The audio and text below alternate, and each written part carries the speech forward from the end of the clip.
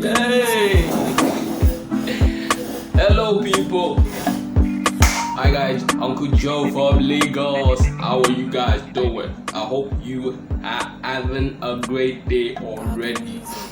I want to, first of all, thank every single person that have been with me, following my content for as long as I can remember. I really appreciate you, and the feedback that I get sometimes helps me to know how you feel about the content that I share from my heart. You know, maybe it's not the typical kind of messages, typical kind of inspiration, typical kind of motivation, but I'm just speaking about what I feel and how I see things. Might be wrong, might be right, but I have no doubt I believe in the things that I actually share most of the time. So for instance, today I want to ask you a question.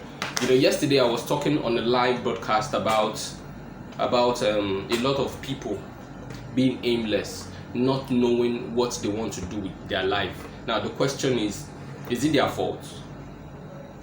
Is it their fault that young people today, when you ask them that what do you actually want to do, they cannot give you a crystal clear idea or a blueprint of how they want their life to go?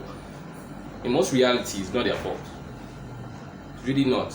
We talked about paradigm, the way our brain is wired, and then there is an information that somebody once shared, that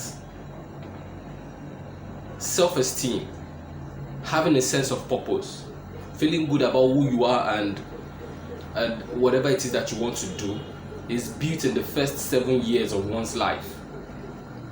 So if your first 7 years, the foundation is bad, it will take you a lot more time, energy, and effort to readjust yourself to have a purposeful, successful life. That is why sometimes it's just easy for certain families to succeed, because it is wired into their being, generational wealth, because they have successful people in their generation, and they train their kids, and they have this positive environment that the kids just caught, and it was easy for the person to succeed in life.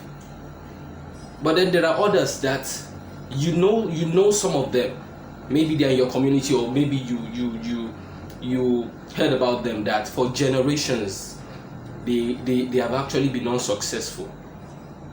The definition of success is actually different for most people. But let's talk about money. For generations, their great-grandparents were poor, their grandparents were poor, their parents were or are poor, and to a large extent they are actually not doing well for themselves too. So somehow they feel that they wish they had more, but they end up not having more, and they blame something. It's the wiring, it's the paradigm. It's a really deep subject. It's a really deep subject, and I do not have the answer. I do not have the solution to such kind of a delicate matter. So if you're confused, you have been really making efforts, but you're not going ahead in life, look back. Look at where you're from. Maybe that's the reason. So you should know that you would have to go the extra mile to change the narrative of your family, to change the narrative of your environment. And in some cases, maybe you would even have to leave where you are. Some people would not ever smell success if they keep living in the community that they are living. It's just shocking, because it's true. Somebody's calling my phone, so that will be the end of.